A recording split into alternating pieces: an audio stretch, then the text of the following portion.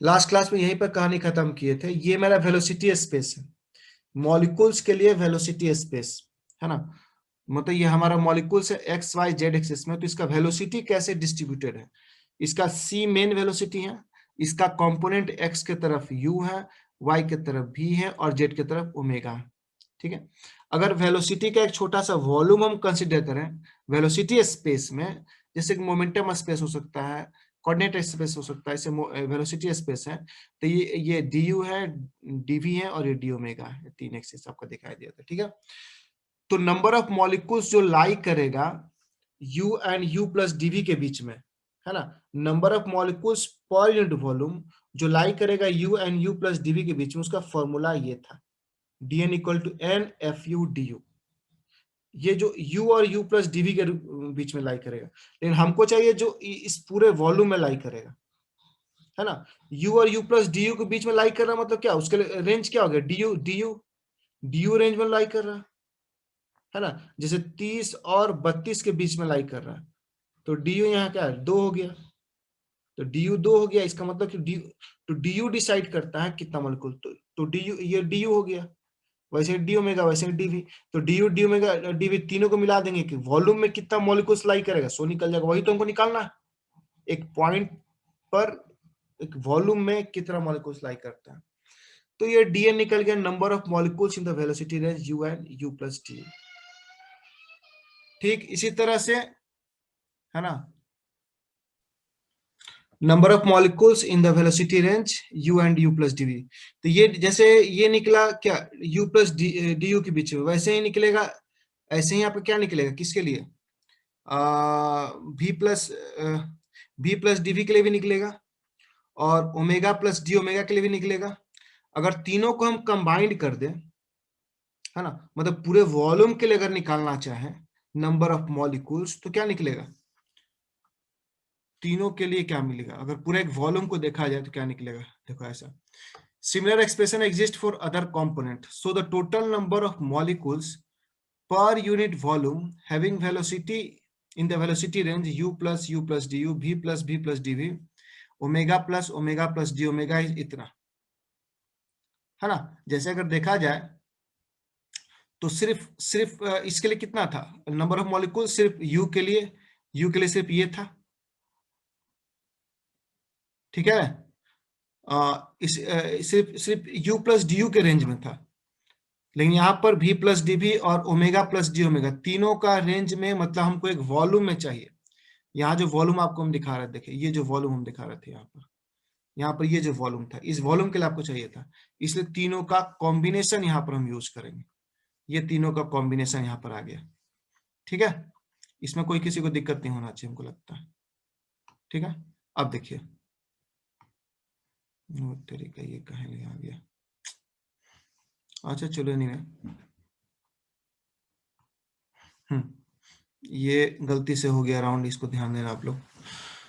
तो again the density, ये निकल गया number of molecules in the given volume, ये जो आपका वॉल्यूम है छोटा सा, ये जो आपका वॉल्यूम था यहाँ, है ना, जिसका डायमेंशन क्या है डी यू डीवी और डी ओमेगा, इसके अंदर कितना मॉलिक्यूल्स सो निकल गया।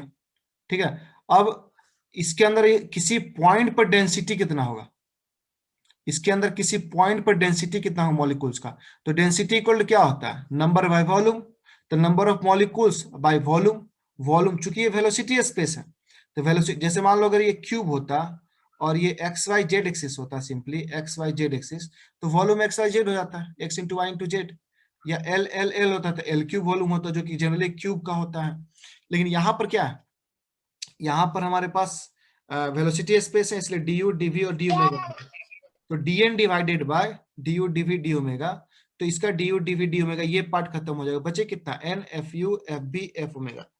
ठीक है, अब देखो गैस चुके स्टेडी स्टेट में, स्टेडी स्टेट में तो गैस हमारा जो है वो यूनिट वॉल्यूम फिक्स है, क्लोज्ड है। ठीक है, शुरू में इस चीज को लिखवाए थे कि एक वेसल के अंदर हम ले रहे हैं, इसको पूरे गैस को एक वेसल के अंदर ले रहे हैं, इसीलिए इसका डेंसिटी तो चेंज करेगा नहीं।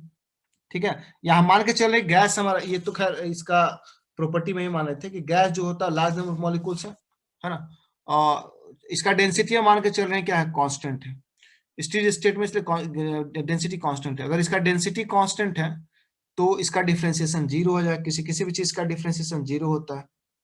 अब देखो डी रो के जगह ये वैल्यू हम पुट कर दे रहे हैं, n f u f b f omega, ठीक है, जिसका कि रिजल्ट ये कैसे लिख दिया जरा आपको समझाते हैं। देखिए तो हम लोग यहाँ पर डिफरेंशिएशन बाय पार्ट्स लगाते हैं, वो ज्यादा हाँ बेटर है। सर, वही होगा, एक से ज्यादा फंक्शन दिया रहता है तो हम हाँ बाय वही पार्ट्स वही रखते वही हैं। करना होगा, एग्जैक्ट डिफरेंशियल यहाँ अप्लाई नहीं होगा।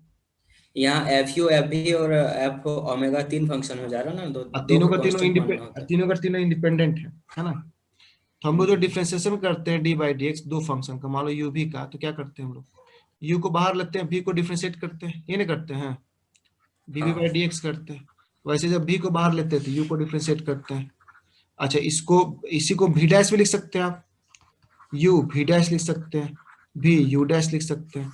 वही काम यहाँ भी किया गया, तीनों का तीनों इंडिपेंडेंट फंक्शन है, शुरू में लिखवा दिए थे, तीनों का तीनों चूंकि इंडिपेंडेंट फंक्शन है तो एक एक करके डिफरेंशिएशन होगा, ये तीनों कांस्टेंट हो जाएगा, डिफरेंशिएशन यहाँ किसका होगा, एफ डैश, मतलब ये दोनों को कांस्टेंट कर दोगे तो एफ डैश का डिफरेंशिएशन होगा डी यू के साथ, डी यू तो आएगा ही है ना। वैसे यहाँ पर ये दोनों का डिफरेंशिएशन होगा तो एफ डैश भी बचेगा, मतलब दो दो करके दो कांस्टेंट मारना है, एक का डिफरेंशिएशन करना है, ठीक है, इस तरह से किया हुआ। ये चीज समझ में आ रहा है कि फिर से बताया इसको, ये सिंपल डिफरेंशिएट किया हुआ है। आप dx dx फिर हटा दीजिए चारों तरफ से, dx चारों तरफ से हटा, उसका u dv बचेगा, तो यहाँ पर क्या है u du बचा, यहाँ पर यहाँ dv था यहाँ du बचा, यहाँ पर भी du था यहाँ पर भी dv बचा, वैसे ओमेगा डी ओमेगा बचा। तो इस तरह से पूरे फंक्शन का हम लोग डिफरेंशिएशन कर दिए, ये पूरा आ गया। अगला स्टेप में क्या करते हैं हम लोग, एन भी ओमेगा से चारों तरफ से डिवाइड कर, देखो इस अगला अगला हम लोग आते हैं, अगला पेज में आते हैं, देखो इस तरह से dividing both side by n f u f v f omega, इस पूरे से डिवाइड करते हैं दोनों तरफ। तो चूंकि एक साइड में जीरो था, वहां एक साइड में अगर जीरो था इधर में तो जीरो ही रह जाएगा, इधर में क्या होगा, सब पार्ट कट जाएगा, F dash u f u D you, बाकी देख सकते हो ये differential part of velocity function का बाय वेलोसिटी फंक्शन डीवी, ये सारा चीज आ गया। अच्छा ये फॉर्मूला शुरू में बताए थे कि u square v square omega square equal to c square होता है, अब इसको फिर डिफरेंशिएट कर दिया दोनों तरफ, तो ये चूंकि कांस्टेंट इसका डिफरेंशिएशन जीरो हो जाएगा, u का differentiation to U D U, v का differentiation to v dv, omega का differentiation to omega D omega equal to zero, है ना। बाकी u dv टू टू हटा दी चारों तरफ से, तो u du ये तो क्लियर है यहाँ पर, v duv और omega D omega equal to zero हो जाएगा, ठीक है। क्वेश्चन नंबर 6 हो गया। अब एक काम करते हैं, देखो यहाँ पर डिफरेंशियल को कैलकुलेट करने के लिए, है ना, इस तरह का जब इक्वेशन आता है जिसमें डिफरेंशिएशन एग्जिस्ट करता है ना, तो उसमें फंक्शन को कैलकुलेट करने के लिए हम लोग क्या करते हैं, लेग्रांजियस एक मेथड है, लेग्रांजियन अनडिटरमाइंड मल्टीप्लायर मेथड है। इसमें क्या करते हैं हम लोग कि इस इक्वेशन में इसके सिमिलर डिफरेंशियल को, जैसे इसका डिफरेंशियल डी यू है, यहाँ पर डिफरेंशियल डी यू है, डीवी है डी ओमेगा, तो इसके सिमिलर डिफरेंशियल को किसी कांस्टेंट के साथ मल्टीप्लाई करके इसमें जोड़ देते हैं, तो उससे हमारा इक्वेशन, ये जो दोनों इक्वेशन है इन दोनों की मदद से फंक्शन को हम डिराइव कर सकते हैं। इसको लेग्रांजियस अनडिटरमाइंड मल्टीप्लायर मेथड बोलते हैं।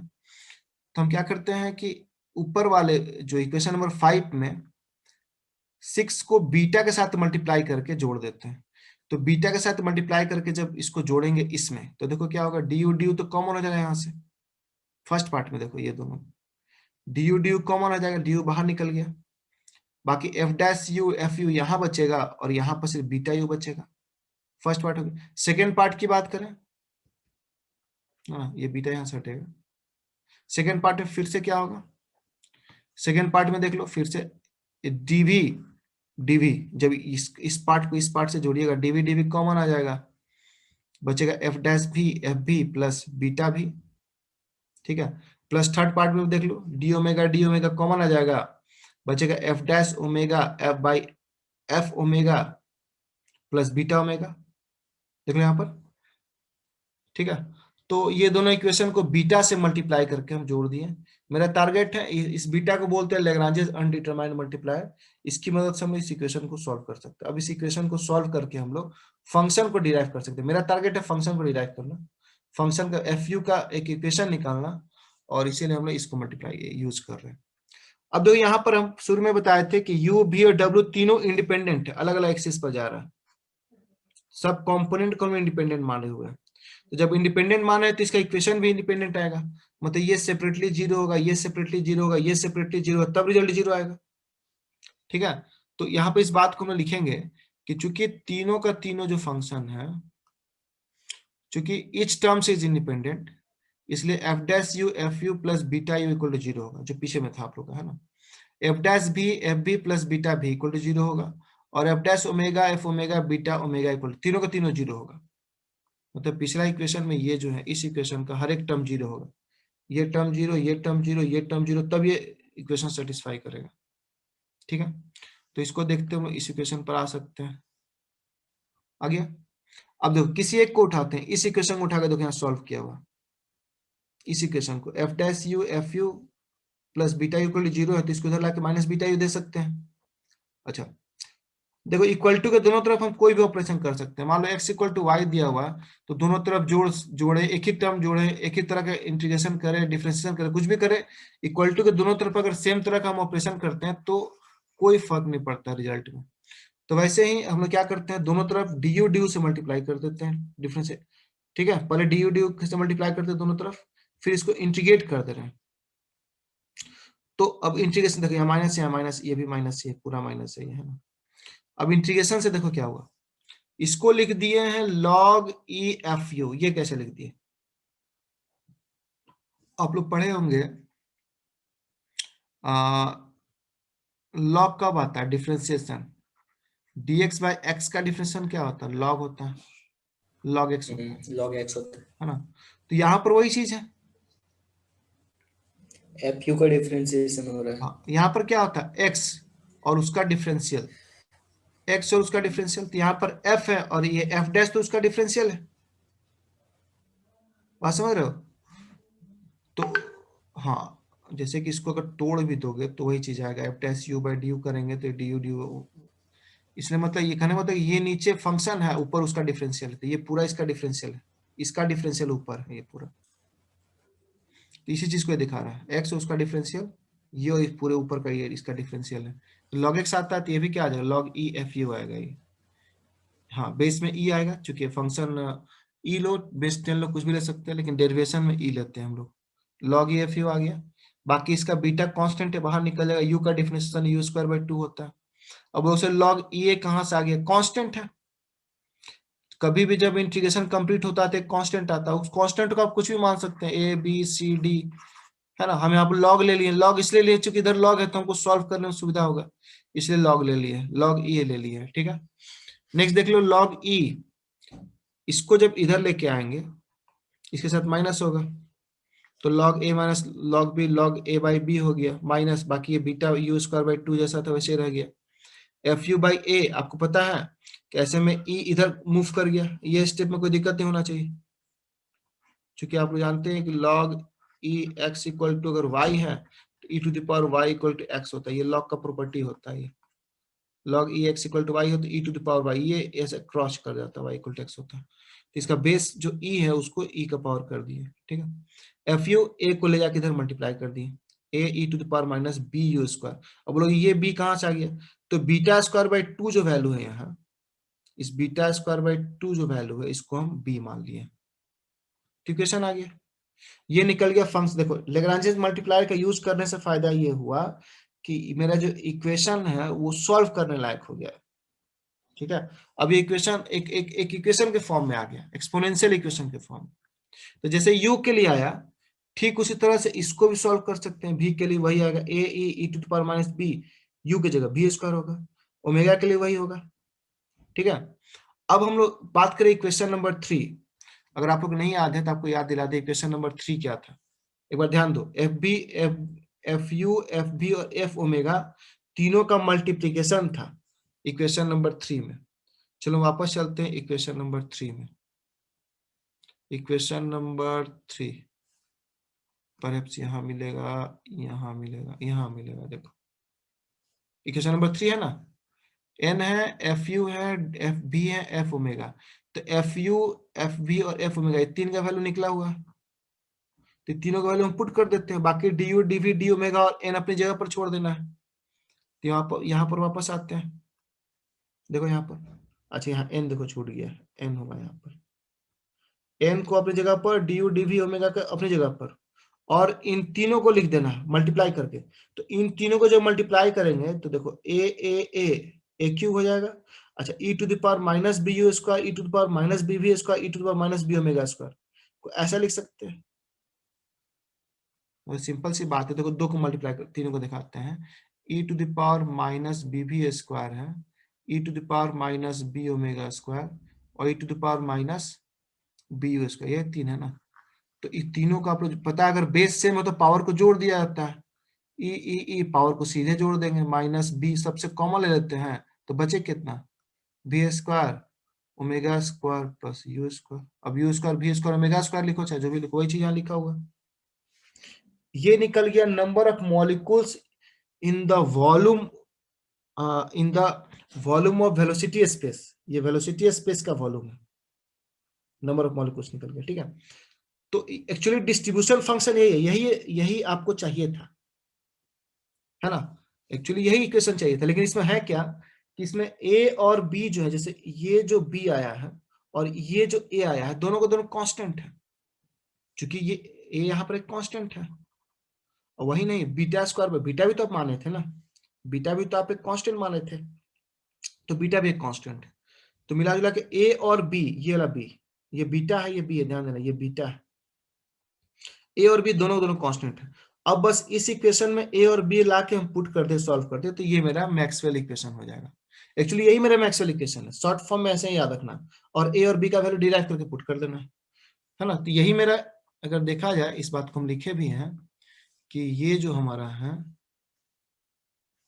ये जो हमारा है, देखो equation 10 is distribution law of velocity in terms of constant n b. ये मैक्सवेल डिस्ट्रीब्यूशन लॉ इसको नहीं कहेंगे, क्योंकि ए और बी का कैलकुलेशन हम नहीं किए हैं। ए और बी का कैलकुलेशन कर देंगे तो यही मैक्सवेल डिस्ट्रीब्यूशन लॉ हो जाएगा। ठीक है, तो अब हम लोग रह गया कांस्टेंट ए का कैलकुलेशन करना। ठीक है, ये आपको एग्जाम में कैलकुलेट करना पड़ेगा ए और बी का, थोड़ा सा लंबा जाएगा, इसलिए पैसेज के साथ देखेंगे। वी नो ये डीएन जो है वो number of molecule in small volume, इसको यदि हम इंटीग्रेट कर दें तो टोटल नंबर ऑफ मॉलिक्यूल्स निकलेगा per unit volume. Dn number of molecules in, ठीक है, इन वेलोसिटी स्पेस है स्मॉल रेंज, इसको जब इंटीग्रेट करेंगे तो total number of molecules in per unit volume निकल जाएगा।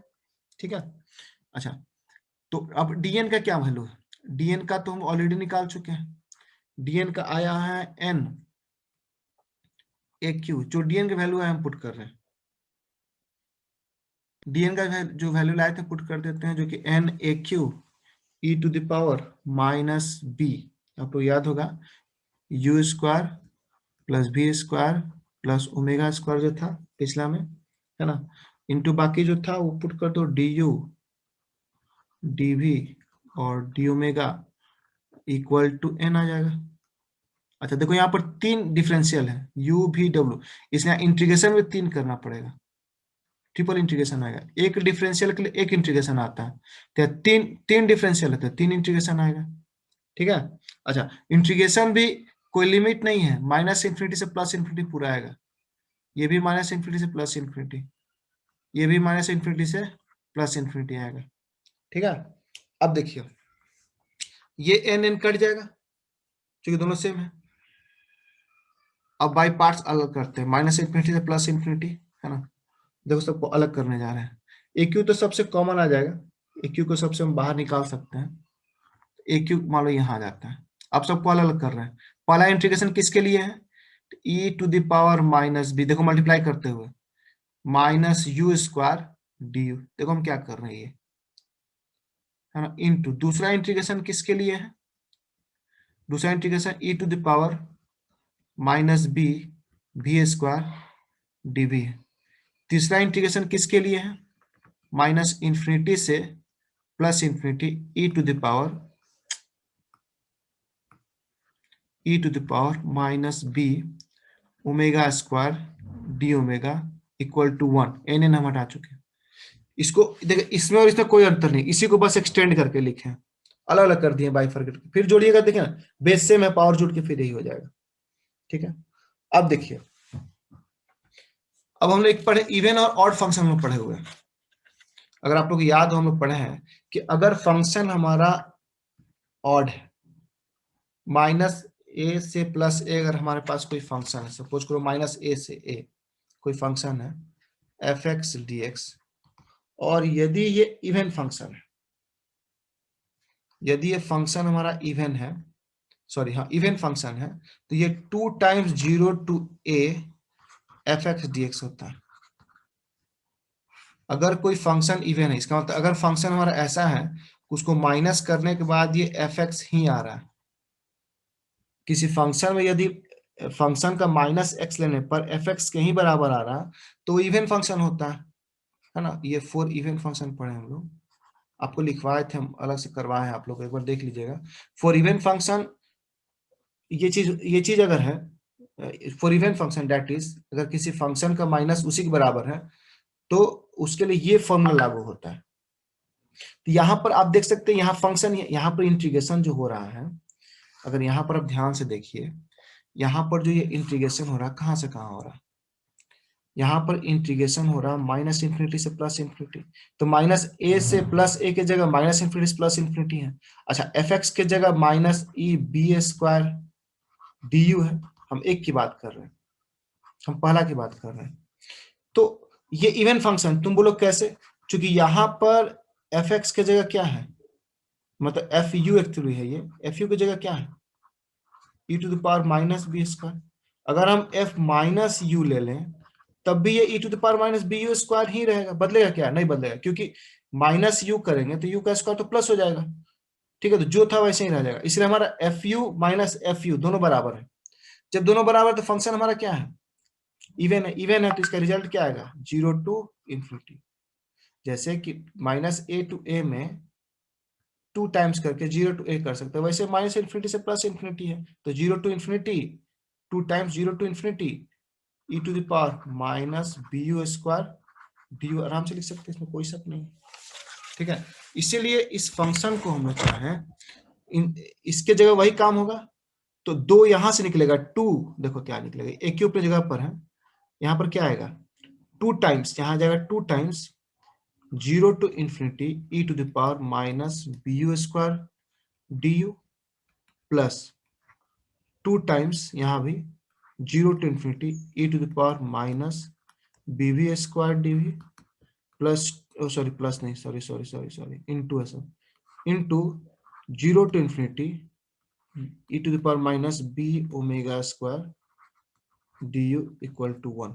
2 2 2 तीनों मिलके क्या हो जाएगा, 8 हो जाएगा, तो मेरा क्या हो जाएगा 8 ए क्यूब, स्क्वायर नहीं है जी, सॉरी क्यूब है, 8 A cube 0 to infinity E to the power minus B you square D U into 0 to infinity E to the power minus B we square D V into 0 to infinity E to the power minus B omega square D omega equal to 1।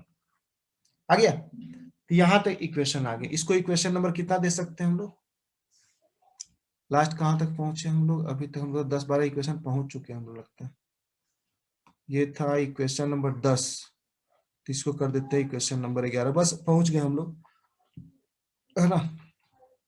Equal to इसको कर देते हैं, इसको red कर देते हैं, यहाँ से इक्वेशन नंबर 10 कर देते हैं।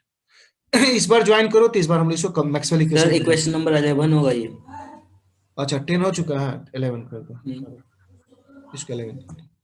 इस बार ज्वाइन करो, तो इस बार हम लोग का कंप्लीट हो जाएगा। ठीक है, इस बार फिर से ज्वाइन करो, अभी रिमूव करते हैं इसको, चलो ठीक है। तो देखिए यहां तक जो था हम लोग का इक्वेशन आ गया, ये 8 ए क्यू, ये तो इक्वेशन क्लियर है, माइनस बी बी स्क्वायर, लेकिन ये इक्वेशन अभी सॉल्व नहीं हुआ, अभी इस इक्वेशन को फर्दर सॉल्व करना हमको, क्योंकि अभी तक मेरा हमको ए चाहिए, ए हमारा अभी भी नहीं निकला। ठीक है, तो इस ए को निकालने के लिए हमको यहाँ आगे चल के गामा फंक्शन का जरूरत पड़ेगा, और हम देखते हैं कैसे ये गामा फंक्शन हुआ। एक्चुअली ये गामा फंक्शन है, अगर ध्यान से देखो तो ये हमारा गामा फंक्शन है। ठीक है, इसको हम सॉल्व करने जा रहे हैं। चलिए ठीक है, इसको जरा सॉल्व किया जाए। चलिए नेक्स्ट पेज में चलते हैं जरा, है ना।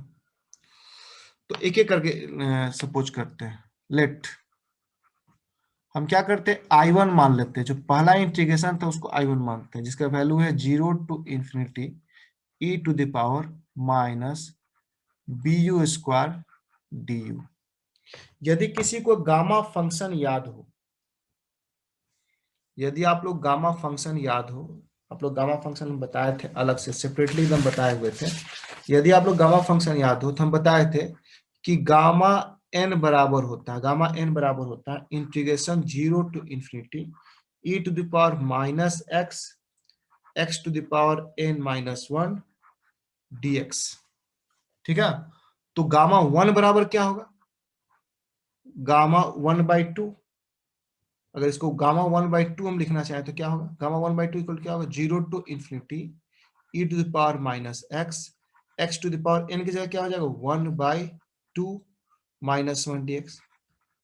तो ध्यान दीजिएगा, इसी का वैल्यू होता है √पाई। आपको बताया था कि डिफाइंड वैल्यू हमको यूज करना है, इसका विदाउट प्रूफ आपको बताए थे। तो यदि कोई फंक्शन इस रूप में आ जाए, है ना, अगर कोई फंक्शन अगर इंटीग्रेशन इस रूप में आ जाए तो उसका रिजल्ट √पाई होता है। ठीक है, इसी को गामा 1/2 बोलते हैं। तो हमको इस फंक्शन को इस रूप में लाना है, मतलब मेरा टारगेट है इस रूप में लाना, और उसका वैल्यू सीधे √पाई बोल देंगे। पहले बोलेंगे गामा फंक्शन है, फिर बोल देंगे √पाई। तो इसके लिए थोड़ा सा हमको मेहनत करना पड़ेगा। क्या मेहनत करना पड़ेगा, सपोज कुछ मानते हैं हम, एक सॉल्व करें दूसरा हो जाएगा। मान लेते हैं कि ये जो मेरा bu स्क्वायर है वो x है। देखो कितना अच्छा से हम इसको सॉल्व करके इस रूप में लेके आएंगे, गामा फंक्शन के रूप में। चलो हम bu स्क्वायर को यदि x मान लें, अगर हम bu स्क्वायर को x मान लें तो u क्या होगा, ये देखिए इक्वेशन बोल सकते हैं x/b हो जाएगा का पावर 1/2। यहां तो कोई शक नहीं। अगर bu स्क्वायर को x मान लें तो u इक्वल टू हो जाएगा x/b का पावर 1/2। अच्छा, अब अगर इस स्टेज में हम इसको डिफ्रेंशिएट कर दे दोनों तरफ से, ये तो अलग इक्वेशन हो गया। अब यहाँ पर आते हैं, इसको एक स्टेप हम डिफ्रेंशिएट कर दोनों तरफ से, तो क्या हो जाएगा, 2u du इक्वल टू यहाँ dx हो जाएगा, है ना। और b भी रहेगा, यहाँ पर b भी रहेगा, एक यहाँ पर इसको आगे से लेते हैं, दोनों तरफ डिफ्रेंशिएट कर देंगे अगर, ये हो जाएगा। अगर आपको ये चीज नहीं समझ में आता है तो इसको हम अलग से बनाएंगे, ठीक है, इस वीडियो के अलग से बता देंगे आप लोगों को, जब वीडियो का रिकॉर्डिंग ऑफ रहेगा। तो 2bu du dx हो गया। ठीक है, अब देखो ये तीन रिजल्ट का आगे मुझे जरूरत पड़ेगा। ठीक है, अच्छा एक काम करते हैं, इसी इक्वेशन को मॉडिफाई करना है, तो एक काम करते हैं, यहाँ से du निकाल लेते हैं। du इक्वल टू क्या होगा, थोड़ा सॉल्व करते हैं। du इक्वल टू क्या होगा, du इक्वल टू होगा dx/2bu। अच्छा चलो एक स्टेप और सॉल्व करते हैं, इक्वल टू dx को हम रन देते हैं, 2b, u के जगह हम क्या करते हैं, x/b लिख सकते हैं। यहाँ से u की जगह हम रख देते हैं x/b का पावर 1/2। देखिए इसको पहले डिफरेंशिएट किया गया है, du यहां से निकाल रहे हैं, du निकालने के लिए dx इसको डिवाइड कर दिए 2b। अच्छा, इसको थोड़ा बहुत और एडजस्ट करके हम लिख सकते हैं क्या, देखो थोड़ा सा और एडजस्ट करते हैं। कैसे एडजस्ट करें जरा देखो, इसको हम ऐसा लिखने जा रहे हैं dx बाय, अब देखो 2 को हम रन देते हैं अपनी जगह पर। ठीक है, अच्छा यहाँ ध्यान दो, इसमें और इसमें ध्यान देना, ये दोनों में, यहाँ पर देखो यहाँ b है, ध्यान दें नीचे में b है, और इंटू √x/√b लिख सकते हैं क्या, इसको तोड़ के ऊपर नीचे, यहाँ 2b अपने जगह पर है, b को √b/√b, अब b/√b तो √b आएगा। आपको पता होना चाहिए कि ये b/√b है, तो ये कट के ऊपर सिर्फ √b बचेगा। क्यों, क्योंकि b का मतलब क्या होता है, √b इंटू √b। इस b के जगह √b रखते, एक √b रखेंगे तो एक b कट जाएगा, तो बचेगा √b। तो यहाँ बचा √b इंटू √x, इसमें कोई शक नहीं, इतना ही आएगा ये। ठीक है, और एक स्टेप आगे आते हैं, देखो एकदम डायरेक्ट इसी रिलेशन इसको लेके आ रहे हैं, पहले साइड में सॉल्व ही कर दे रहे हैं सारा। हाँ बोलिए बोलिए। सर हाँ ये 2b और 2x रूट b वाला फिर से बता दीजिए ना एक बार। अच्छा अच्छा, ये देखो एक्चुअली क्या है, देखो यहाँ, साइड में। अच्छा हम बताते हैं, देखो आसान है, देखो यहाँ दिखा रहे हैं, यहाँ 1 बाई क्या है 2b, इसको root under x by root under b लिख सकते हैं क्या?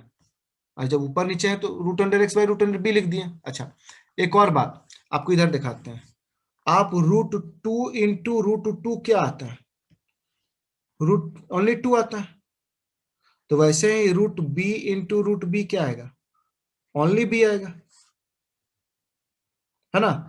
एक्चुअली होता क्या है, b का पावर 1/2 है इंटू b का पावर 1/2 है, जब बेस सेम होता है तो पावर जुड़ जाता है, तो 1/2 प्लस 1/2 1/2 1/2 2 एलसीएम हो गया, तो 2/2 कट के बचा क्या, ओनली b बचा, तो रूट बी बी होता है, तो इस b का मतलब एक्चुअली क्या है, अगर अगला स्टेप इस एक तो बढ़े हम, तो 2 टाइम्स b को लिख सकते हैं ना, root b into root b, और ऊपर ये root x by root b, अब रूट बी कैंसिल, एक तो रूट बी बचे, एक तो रूट कैंसिल हो जाएगा, ठीक है। तो यहां से आ गए, अब यहां से हम आगे बढ़ते हैं, इसको देखो हम क्या लिखने जा रहे हैं, dx को dx रहने देते हैं, इस 2 को 2 रहने देते हैं, इस b को हम 1/2 लिख सकते हैं, पावर लिखो चाहे लिखो, इस x को हम ऊपर लेते जाते हैं, देखो लगभग वो फॉर्म हम लेके आ रहे हैं, x को ऊपर ले जाएंगे तो -1/2 हो जाएगा।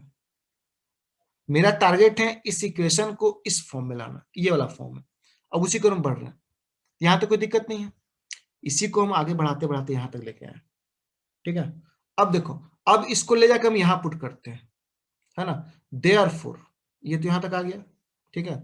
अब यहाँ से हम कर रहे हैं देयरफॉर, अब I1 क्या हो जाएगा, I1 देखो 0 to इन्फिनिटी हम रन देते हैं जैसा था वैसे, e to the power minus B you square, तो बी यू स्क्वायर को तो हम x मान चुके हैं, तो सिंपली -x हो जाएगा, माइनस बी यू स्क्वायर की जगह सिंपली x रख दिए। अब देखो डी यू की जगह हम क्या लिखने जा रहे हैं, थोड़ा सजा के देखो, डी यू को थोड़ा सजा के लिख रहे हैं हम, x का पावर -1/2 को आगे कर दे रहे हैं, देख लो, अरे यही चीज, यही ना डी यू है, तो यहाँ पर ये dx हो जाएगा यहाँ पर बाय, अब ये 2b1/2 तो कंप्लीट कांस्टेंट है, यहाँ पर 2b1/2 तो कांस्टेंट है, तो यहाँ बाहर निकल जाएगा 1/2 b1/2, 2b1/2 कंप्लीट कांस्टेंट है, बाहर निकाल दिए।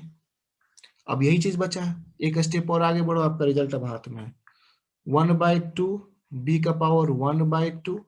अब देखो यहाँ पर ये और ये कुछ कंपेयर हो पा रहा है, ये इक्वेशन देखो, e to the power -x, यहाँ भी e to the power -x है, लेकिन ये नहीं आ पा रहा है, 1/2 -1 आना चाहिए, तब ना यही 1/2, देखो यहाँ n यहाँ लिखाता है, n यहाँ लिखाता है, तो यही 1/2 यहाँ लिखाता है, तो इसको इस फॉर्म में थोड़ा सा एडजस्ट करना होगा, देखो 0 to इन्फिनिटी e to the power -x, इसको देखो हम क्या लिखने जा रहे हैं, इसी को क्या हम लोग 1/2 -1 नहीं लिख सकते हैं,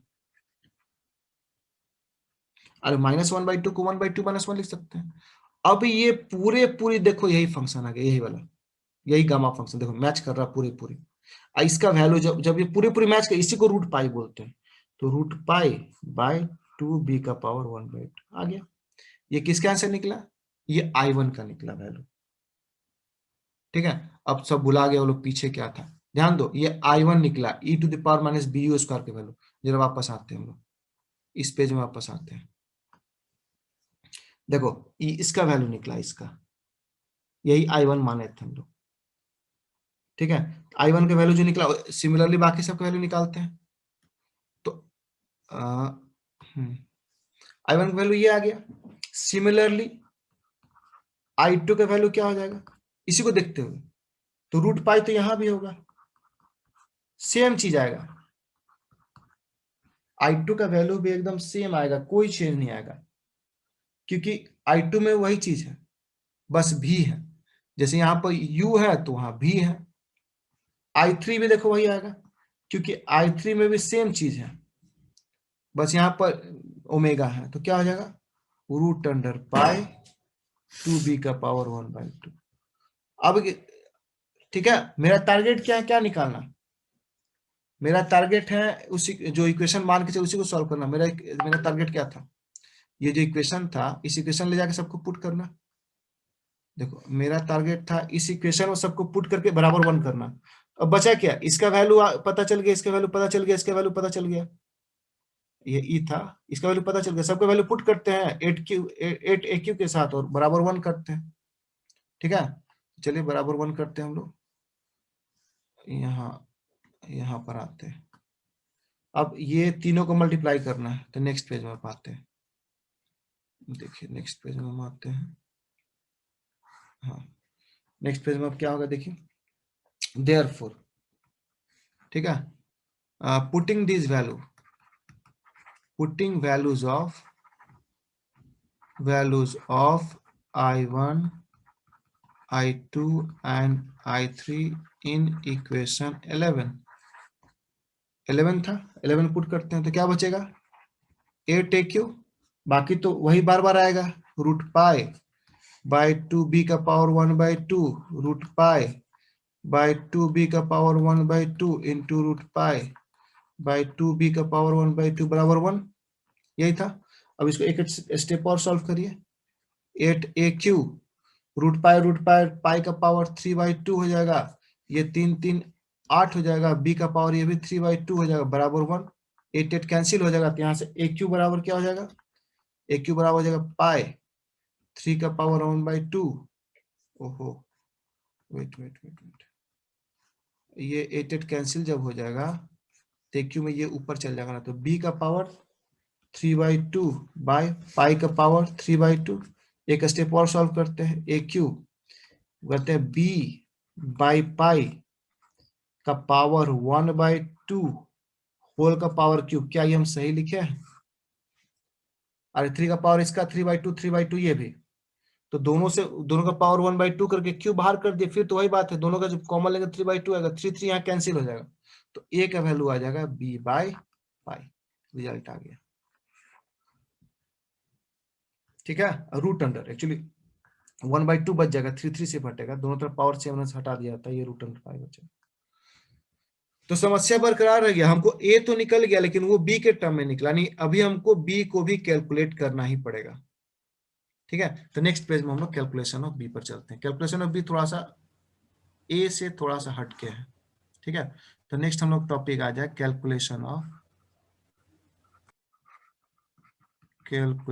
ऑफ बी, सॉरी अब बी का हम लोग कैलकुलेशन करते हैं। ठीक है, बी का कैलकुलेशन के लिए क्या करना होगा, सबसे पहले आपको एक एक्सप्रेशन समझना होगा।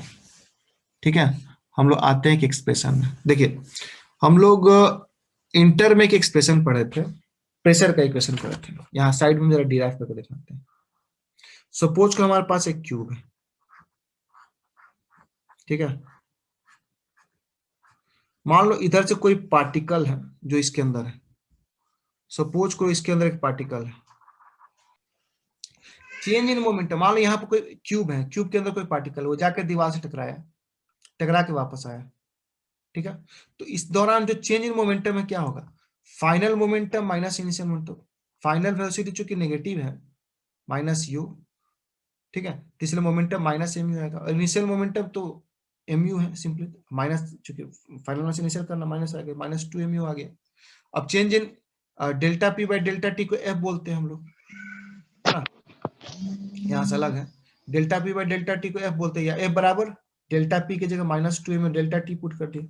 अच्छा, हमको प्रेशर चाहिए, ध्यान देना ये पी और ये पी में अंतर है, इसको चलो अलग कर देते हैं, छोटा कर देते हैं, ये पी प्रेशर है, हमको यहाँ प्रेशर का जरूरत है, बी को कैलकुलेट करने की हमको प्रेशर का जरूरत है, तो प्रेशर का फॉर्मूला क्या होता है, फोर्स बाई एरिया, ये पी मोमेंटम था, ये पी प्रेशर है, pressure equal force by area, force का वैल्यू पुट कर दिए, एरिया को हम रन दिए, डेल्टा टी यहाँ निकाले ए बाई यू, तो डेल्टा जी की जगह ए बाई यू पुट करेंगे तो ए ऊपर जाके यू स्क्वायर हो जाएगा, यू का स्क्वायर कर देगा, एरिया का ए स्क्वायर होता है, चूंकि जिस फेस से टकरा रहा है वो एक स्क्वायर है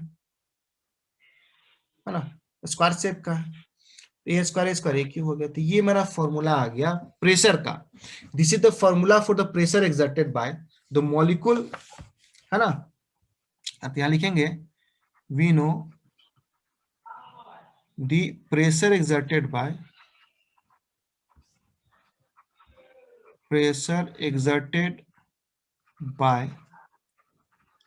molecule on the wall of container, exerted, हम जानते हैं गैस मॉलिक्यूल जो प्रेशर एग्जर्ट करता है उसका फॉर्मूला क्या होता है, क्या होता है, सिंपल फॉर्मूला क्या होता है, ये होता है -2 mu² बाय AQ, ठीक है, यही मेन फॉर्मूला होता है, ठीक है। अच्छा, तो ये एक मॉलिक्यूल के लिए हुआ है। फॉर n मॉलिक्यूल, ये तो एक मॉलिक्यूल की बात कर रहे हैं ना, for n molecules, n molecules के लिए क्या होगा, for n molecules by a gas molecule, for n molecules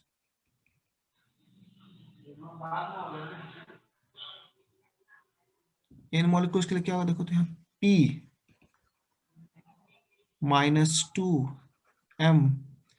mu², यहाँ पर n/aq कर सकते हैं, और n/aq कर दिए,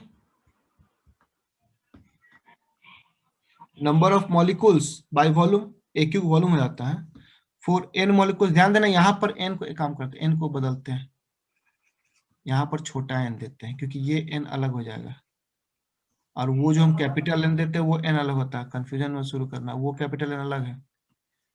for n molecules, total molecules n है तो n/aq। अच्छा, अब देखो फॉर n मॉलिक्यूल्स एंड ये हो गया, तो p इक्वल कितना आ जाएगा, -2m, ध्यान देना, -2m u², इसको nu बोलते हैं। nu क्या, number of molecules per unit volume. अब आ गया यहीं, इसके बाद रिजल्ट आ जाएगा, nu क्या है, number of molecules per unit volume, पर यूनिट वॉल्यूम, ठीक है। तो ये तो, हाँ, ये जो आया सिर्फ u के लिए आया, ठीक है, ये जो आया है देयरफॉर फॉर होल कंटेनर, जब पूरे कंटेनर की बात करेंगे तो प्रेशर जो आएगा, देखो कैपिटल P दे रहे हैं, वो हो जाएगा, इसी को दिखाना, स्मॉल p दिखाते, कोई दिक्कत नहीं, for whole container P equal to क्या होगा, ये तो एक मतलब ये वॉल ऑफ कंटेनर आया, लेकिन पूरे कंटेनर की बात करेंगे तो ये आ जाएगा 2m, तो कांस्टेंट बाहर निकल जाएगा, हो जाएगा समेशन u² nu हो जाएगा। इसको कर दो इक्वेशन नंबर कितना, 11 तक हुआ था ना जी, कितना इक्वेशन गए हम लोग, 11 गया सर, 12 जाएगा सर। 11, हाँ ठीक है ठीक है, इसको इक्वेशन नंबर 12 कर दो, ठीक है, चाहे छोड़ दो, 12 मत करो, इसको इसको ऐसे चलने दो, उसको ऐसे चलने दो, ऐसे ही आगे बढ़ते हैं, रुक जाओ। अब आ गया, ये चीज जरा फिर से समझ लो, ये pressure exerted by the wall on the container है, जो जनरल फॉर्मूला होता है। हमने क्या किया, n मॉलिक्यूल्स का बात किया, तो n/aq जो है वो निकल गया number of molecules per unit volume, ये u दिखा दे क्योंकि हम u वेलोसिटी की बात सिर्फ कर रहे हैं, ठीक है, हम यहाँ u वेलोसिटी को लेकर सॉल्व कर रहे हैं, बाद में हम लोग क्या करेंगे, सबके लिए अप्लाई कर देंगे, कॉमन अप्लाई कर देंगे, ठीक है। ऐसे किसी एक को सॉल्व करने से रिजल्ट आ जाएगा तो बाकी सॉल्व करने की ऐसे जरूरत नहीं हम लोग को। तो पूरे कंटेनर केस में क्या होगा, यहाँ समेशन u लेना पड़ेगा आपको और nu लेना पड़ेगा, ठीक है, तो ये पूरी मेरा आ गया, ठीक है, और इसी को इंटीग्रेशन में आगे बदलेंगे हम लोग, रुको पेज ऐड करने तो, है ना, आगे लिखेंगे p इक्वल टू, हमने अभी तक जो लिखा है 2m, समेशन क्या लिखे थे हम लोग, u², बैक करो, समेशन क्या था एक बार देख लो, समेशन था u² nu था, अब देखो इसको कैसे हम चेंज कर रहे हैं, u² nu के जगह हम u² nu क्या, number of molecules point volume है, हम लोग number of molecules point volume का वैल्यू ऑलरेडी निकाले हुए हैं, जो NaE⁻⁻ -bu² du होता, तुम बोलोगे सर ये कैसे लिख दिए, तो देखो number of molecules point volume जो हम लोग निकालते हैं, DN जिसको बोलते हैं, number of molecules point volume, इसका फॉर्मूला हमारा क्या आता है, N FU du। अच्छा, जिसमें कि हम लोग एफ यू के वैल्यू निकाले थे। एफ यू के वैल्यू अगर याद करो तो हम लोग क्या निकाले थे, इसका वैल्यू निकाले थे A E to the power minus B you square D U निकाले थे, ठीक है। तो ये एक्चुअली क्या है, ये हमारा है number of molecules per unit volume in the range D u. ये टोटल वॉल्यूम का है, ये number of molecules per unit volume in the range D you, यही हमारा एन यू है। ये जो एन यू की जगह इसको हम लिख सकते हैं, क्यों? क्योंकि एन यू हमारे number of molecules per unit volume, but किसके लिए? फॉर डी यू वेलोसिटी के लिए हम बात किए। तो डी यू वेलोसिटी के लिए यहाँ क्या होता है, एन एफ यू डी, ये मेन फॉर्मूला हमारा था। एन को हम रहने दिए, एफ यू के जगह वैल्यू पुट कर दिया, डी यू को रहने दिए, इसलिए हम लोग एन यू के जगह ये वैल्यू पुट कर दिए, ठीक है। अब आगे इसको सॉल्व करते हैं। Replacing summation bye integration, summation को इंटीग्रेशन से हम रिमूव करते हैं, तो क्या आ जाएगा, p equal to 2m integration 0 to infinity u square n a e to the power minus B you square D u. बस एक स्टेप और, 2-3 स्टेप और रह गया है ना। अब इसको सॉल्व करना है, इसको फिर से हम वही काम करने जा रहे हैं जो पहले किए थे, है ना। ये मेरा इक्वेशन आ गया, इसको फिर से सॉल्व करते हैं। अब इसको देखो कैसे सॉल्व करते हैं, जल्दी से आ जाओ। इसको सॉल्व करना है, गामा फंक्शन लाना है, हमारा p निकल जाएगा, प्रेशर एक्सर्टेड निकल जाएगा। अब प्रेशर एक्सर्टेड निकल जाएगा तो हम लोग को सोल्यूशन आ जाएगा। और देखो अब एक काम करते हैं, हम लोग यहाँ कुछ सपोजिशन लेते हैं। लेट सपोज को लेट हम लोग बी यू स्क्वायर पे फिर से x मानते हैं, फिर से वही काम कर रहे हैं, बी यू स्क्वायर पे फिर से x मानते हैं, तो यहाँ पे यू स्क्वायर क्या आ जाएगा, फिर से स्क्वायर फिर से x बाई बी हो जाएगा। सिंपली यू इक्वल क्या हो जाएगा, x बाई बी का पावर 1/2 फिर से आ जाएगा। फिर से यहाँ से हम क्या करेंगे, इसको 2 यू डू यू फिर से निकालते हैं, बाई एक्स करते हैं, फिर से हमारा यहाँ सॉरी डी एक्स करते हैं, फिर से हमारा डी यू निकल जाएगा। डी यू इक्वल कितना हो जाएगा, डी एक्स बाय 2u, अच्छा सॉरी बी भी रहेगा, 2bu हो जाएगा, है ना। एक स्टेप और आगे बढ़ते हैं, फिर से हम उसी रिजल्ट तक पहुंचना चाहते हैं जहां पहुंचे थे, ठीक है। ये कितना हो जाएगा देख लो आगे, dx बाय 2, हम देख लो डायरेक्ट ये रिजल्ट सॉल्व करके लाए थे ना, डायरेक्ट वहीं जा रहे हैं। अब इसको हम यहाँ नहीं दिखा रहे कैसे लाए थे, यहाँ तक हम पिछला में बताए थे कैसे कैसे पहुंचे थे, इसलिए हम वहीं पर ला रहे हैं। du by D x 2bu, इसको हम सॉल्व करके यहाँ तक लाए थे, आप उसको देख लीजिएगा, ठीक है, क्योंकि बहुत ज्यादा समय लग जा रहा है हम लोग का। अब देखिए क्या आ जाएगा हमारा, अब पुट कर देते हैं, 2m को बाहर निकाल दे, ठीक है। अब बचा के इंटीग्रेशन के अंदर 0 से इन्फिनिटी, है ना। अब देखो यू स्क्वायर बचा हुआ, तो यू स्क्वायर की जगह यहाँ पर यू स्क्वायर बचा था, यू स्क्वायर की जगह यहाँ से यू स्क्वायर निकालो, यू स्क्वायर की जगह एक्स बाई बी, पहला यू स्क्वायर की जगह एक्स बाई बी पुट कर दी, है ना। बचा e to the power minus B you square जो कि x हो गया। अच्छा डी यू की जगह यही चीज फिर से पुट कर देते हैं, जो कि हो जाएगा dx by 2 root under b root under x. थोड़ा सा और सॉल्व करेंगे रिजल्ट आ जाएगा, तो 2mn। अच्छा अब एक और बात, अच्छा ए भी छूट रहा है, ये वाला ए भी यहाँ बाहर आएगा, ए भी यहाँ पर रह जाएगा, ठीक है। बाय 2b, देखो यहाँ b का रूट अंडर है, b का 1 है, दोनों को जोड़ देंगे, रूट 1/2 प्लस 1 3/2 आ जाएगा, ये 3/2 हो जाएगा। अब इंटीग्रेशन के अंदर क्या बचा, 0 से infinity e to the power minus x into e to the power minus x into x का पावर 1/2। एक मिनट,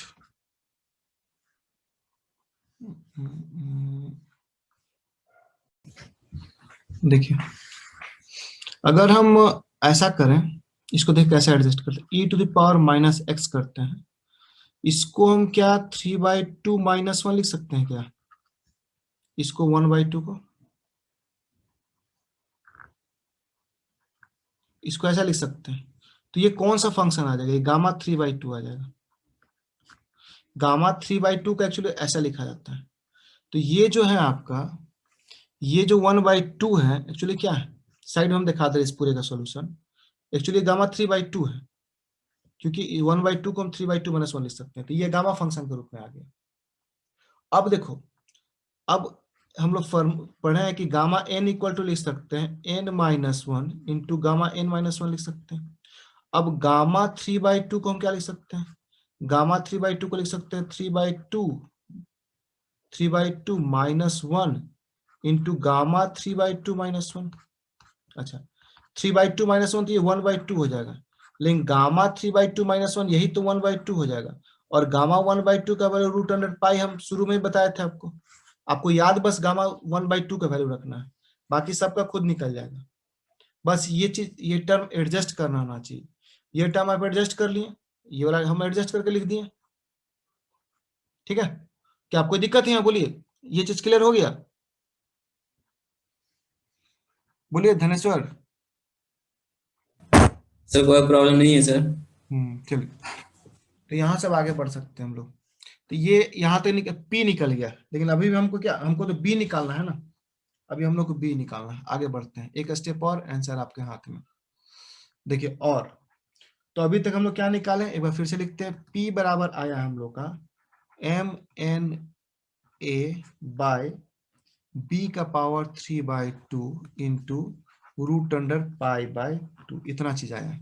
अब देखिए, हम फॉर्मूला पढ़े हैं PV = RT, है ना, for unit volume. Unit volume formula होता है PV = nRT, n को 1 मानते हैं, यूनिट वॉल्यूम में नंबर ऑफ मोल्स भी 1 मान के चलते हैं।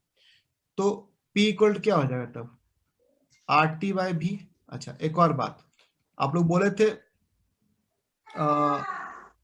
ये देखने के लिए, क्या बोले थे आपको हम पहले भी कि एक बार अगर आप जानते थे, जानते KB = R/N होता है, N एवोगाड्रो नंबर होता है।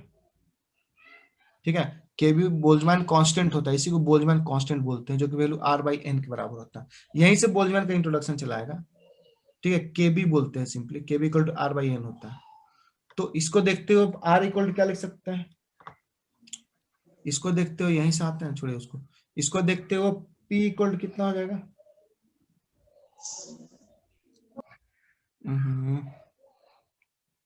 इसको n करो पहले। ठीक है, क्योंकि PV = nRT फॉर्मूला होता है, n नंबर ऑफ मोल्स है, इसको अगर 1 फॉर्मूला पर लिखने दो, और K = R/N होता है। दो फॉर्मूला अलग अलग तरह का होता है। अगर वॉल्यूम को 1 कर दे, n को 1 मान ले, नंबर ऑफ मोल्स को 1 मान ले, तो PV = RT बचे, P = RT बचेगा, V तो 1 हो गया, n 1 हो गया। अब R K, ये बोल्ट्जमैन कांस्टेंट, इसको KB भी लिखा जाता है ना। तो अगर KB = R/N है, तो R = KBN हो जाएगा। R = KBN पुट कर दे, तो P के जगह KBNT लिख सकते हैं। तो P के जगह यहाँ पर KBNT लिखा सकता है, या N भी रहेगा, हाँ, NKBT हो जाएगा। और NKBT लिखो, चाहे जो लिखो, P के जगह, प्रेशर की जगह। अब NN दोनों तरफ से हटा दीजिए, NN दोनों तरफ से हटा दीजिए, बचा कितना, KBT = यहाँ जो बचा उस चीज को लिख दीजिए, बचा MA/B⁴ इंटू √π/2। रिजल्ट आ गया यहीं पर। तो B⁴ तब क्या बचेगा, B⁴ बचेगा M, थोड़ा सजा के लिख दे रहे हैं, /KBT। ठीक है, M/KBT इंटू M/KBT इंटू √, ए भी बचेगा ना जी। अच्छा, A/KBT इंटू √π/2, बस यही होगा। एक स्टेप और बढ़ते हैं। ए का वैल्यू क्या आया था, किसी को याद है? √B/π आया था ना, ए का वैल्यू √B/π आया था। ठीक है, B/π था।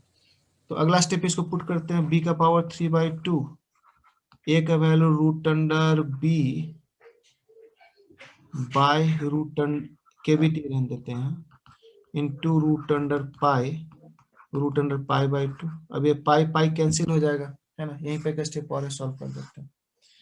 तो B⁴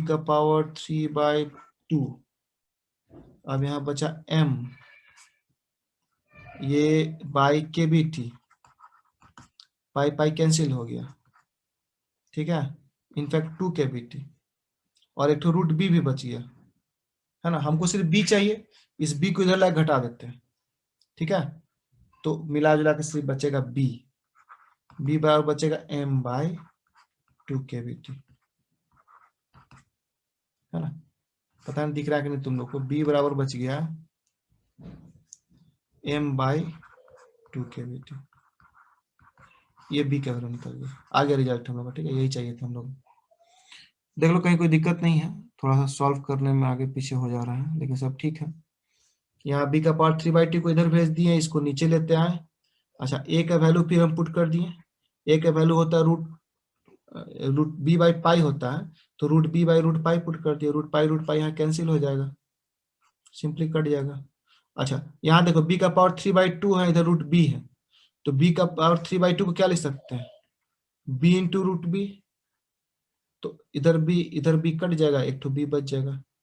ठीक है, तो a भी निकल गया, b भी निकल गया, पुट कर दीजिए, फाइनल रिजल्ट में चले आइए, है ना, जल्दी से। ये मेरा मेन फॉर्मूला था। तो a के जगह क्या क्या वैल्यू आया पुट करते हैं। a का वैल्यू जो आया पहले पुट ही कर देते हैं। a का वैल्यू आया था b root b by root pi आया था, होल का पावर 3/2 हो जाएगा। अब e का पावर माइनस b, ठीक है, तो माइनस b का जो वैल्यू आया पुट कर देते हैं। b का वैल्यू आया था m/2 kbt। अच्छा, u स्क्वायर भी इसको c स्क्वायर लिख सकते हैं, सिंपली इसको c स्क्वायर में लिख सकते हैं। ठीक है, और du dv और d ओमेगा ये जैसा था उसको ऐसे रहने देते हैं, du dv d ओमेगा ऐसा तो ऐसे रहने देते हैं। अब इसको तो सॉल्व कर ही सकते हैं, n रहने देते हैं, b का जो वैल्यू था पुट कर देते हैं। b का वैल्यू क्या था, m/2 kbt, m/2 kbt। ठीक है, तो हम लोग सीधे लिख सकते हैं। अच्छा, एक काम करते हैं ना, इस रूट को बाहर निकाल देते हैं, दोनों के रूट को बाहर निकाल सकते हैं, नहीं एडजस्ट करना पड़ेगा, इसको हम एक काम करते हैं, b के जगह m/2 kbt रखते हैं। तो यहाँ थोड़ा सा एडजस्टमेंट करना पड़ेगा, साइड में एडजस्टमेंट कर लेते हैं पहले, रुको। आंसर आपका आ चुका है, थोड़ा सा यहाँ पर एडजस्टमेंट करके आंसर, ये यहाँ भी आंसर आप छोड़ सकते हैं। b का वैल्यू जो था उसको एडजस्ट करते हैं, root b by root pi है। b का वैल्यू क्या होता है, √m/2 kbt बाई रूट पाई। अब इसको एडजस्ट करके क्या लिख सकते हैं, m/2 पाई kbt, क्या लिख सकते हैं ना, m बाई रूट पूरा ये पूरा b ए क्यू की जगह, मतलब a का वैल्यू हमारा उतना था, रूट में तो पुट कर दिए। ठीक है, ये 3/2 नहीं है बाबा, 3 है, क्यूब है, ये गड़बड़ हो रहा था। अब पुट कर दो, मतलब ये root b by root pi का वैल्यू क्या आ गया, पूरी √m/2 पाई kbt का पावर क्यूब, e का पावर minus m/2 kbt c square du dv dw। ठीक है, अब आ गया आंसर, यही आंसर है ना जो लिखे थे शुरू में। m ये 1/2 है और 3 मिलकर 3/2 हो जाएगा, m/2 पाई kbt का पावर 3/2 इंटू e का पावर minus m/2 kbt into c square, और ये हो गया du dv dw। थोड़ा लंबा गया, this is required expression, this is Maxwell distribution law of velocity, distribution law of velocity।